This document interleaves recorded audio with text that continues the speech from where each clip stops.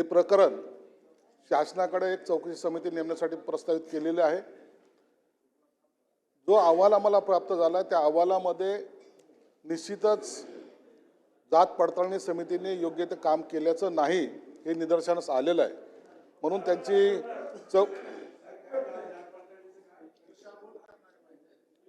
या प्रकरणामध्ये तत्कालीन जिल्हा जात पडताळणी समिती बुलढाणा यांच्याकडून अधिनियम 2000 व 2012 मध्ये नमूद केलेल्या विहित प्रक्रियेचा अवलंब न करता जात वैधतामध्ये नमूद केलेल्या विहित प्रक्रियेचा अवलंब न करता जात वैधता प्रमाणपत्र दिल्याचे निष्पन्न होते असा निष्कर्ष समितीने काढलेला आहे।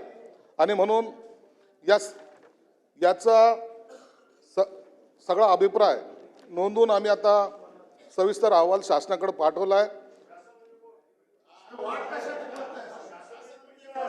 एक मिनिट पूर्ण आपल्या सर्वांना देतो मी, पूर्ण होऊ द्या त्यांचं। 2 मिनिट। सदर अहवालच्या अनुषंगाने जिल्हा जात पडताळणी समिती बुलढाणा येथील तत्कालीन उपायुक्त तथा सदस्य सचिव यांच्या व संशोधन अधिकारी एकत्रित विभागीय चौकशी सुरू करण्यात आलेली आहे। बुलढाणा समितीचे तत्कालीन अध्यक्ष हे सेवानिवृत्त झाले होऊन 4 वर्षापेक्षा अधिक कालावधी झाल्यामुळे त्यांच्या विरुद्ध विभागीय चौकशी करता येत नाही। हा जे मी सांगितलं की बार्टीच्या महासंचालकाने जो अहवाल आहे तो शासनाकडे म्हणजे आमच्याकडे पाठवला आहे, त्यानुसारच आता निर्णय त्याच्यासाठी आम्ही समिती नेमलेली त्याची चौकशी चालू आहे। मंत्री महोदय म्हणतात की अहवालात त्रुटी आल्या, मंत्री महोदय स्पष्टपणे सांगतात विभागीय चौकशी करतो म्हणून सांगतात। दुसऱ्या बाजूला तो अधिकारी रिटायर, फौजदारी गुन्हा दाखल करा त्या अधिकाऱ्यावर आणि ज्यांना प्रमाणपत्र दिलेले आहेत त्यांचे प्रमाणपत्र रद्द करा ना तुम्ही। तुम्हाला जर तुम्ही अधिकाऱ्याला पाठीशी घालताय का तुम्ही अधिकाऱ्याला पाठीशी घालताय का? मग फौजदारी दाखल करा त्याच्यावर, जर रिटायर झाला असेल तर विभागीय चौकशी कधी व्हायची ती होऊ दे, परंतु हे आणि जे प्रमाणपत्र दिलेले आहेत ते रद्द करा ना। ते चुकीचे फायदे घेऊन या ठिकाणी त्याचा फायदा घेत असतील त्या प्रमाणपत्रावर, तर मग तुम्ही त्याला पाठीशी घालायचं कारण काय? तर सभापती महोदय मला वाटते की यात निर्णय घेणं, निलंबन करणं, आता रिटायर झाले असले तरी बाकीच्यांना फौजदारी दाखल करू शकतात किंवा प्रमाणपत्र रद्द करण्याचा निर्णय शासन घेणार का? जेव्हा याची चौकशी झाली मी हे मान्य करतो, जेव्हा अहवाल आला तर त्या टायमाला संबंधित अधिकाऱ्यांचं आपल्याला त्यांचं काय लेखी म्हणणं हे मागवावं लागतं। परंतु मला सुद्धा आश्चर्य या गोष्टीचं आहे की 2 वर्षामध्ये ज्यांनी हे केलेलं आहे, चूक ज्यांनी केलेली आहे, 2 वर्षामध्ये साधं अत्यंत गांभीर्याने सांगतोय की त्यांनी उत्तर सुद्धा दिलेलं नाही।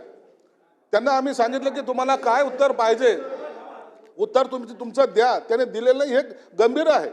मी याला तुम्ही अधिकाऱ्याला मी पाठीशी मुळात घालणार नाहीच।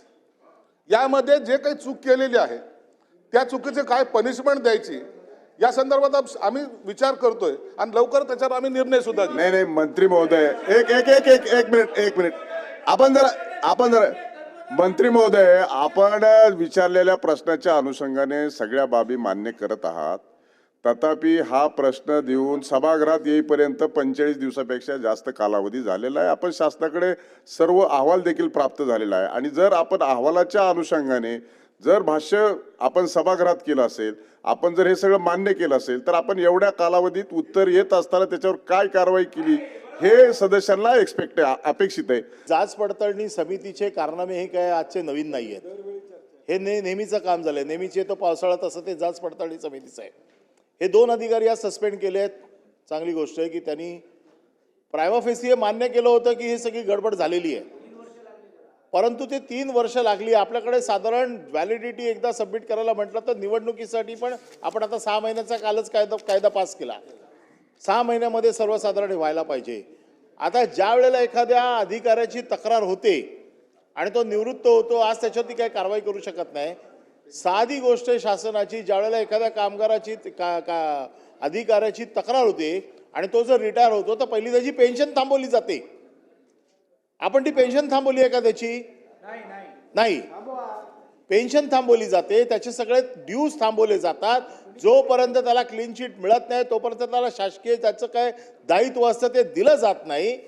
आणि आजही तुमच्याकडे ही प्रोसिजर आहे की किती वर्ष झाली तरी त्याला कुठल्या ना कुठल्या मार्गाने तुम्ही त्याला त्या चौकशीच्या फेऱ्यामध्ये आणू शकता.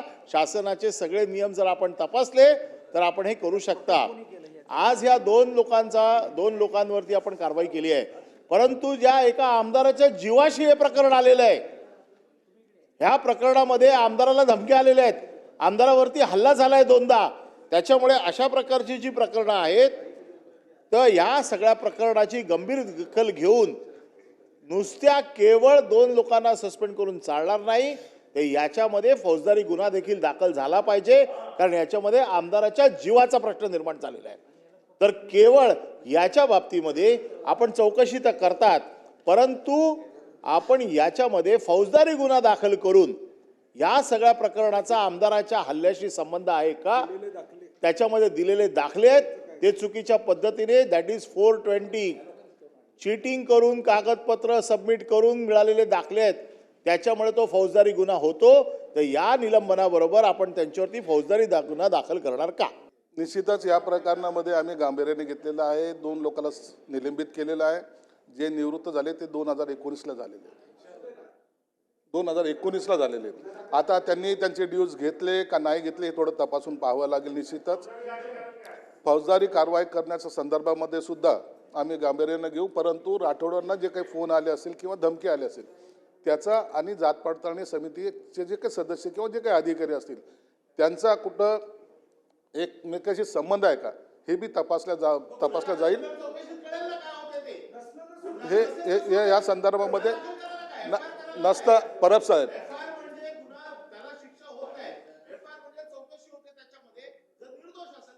परब साहेब यामध्ये ज्या सदस्यांना धमकी आलेल्या आहेत त्यांनी ती कंप्लेंट दाखल करायची. त्यांनी कंप्लेंट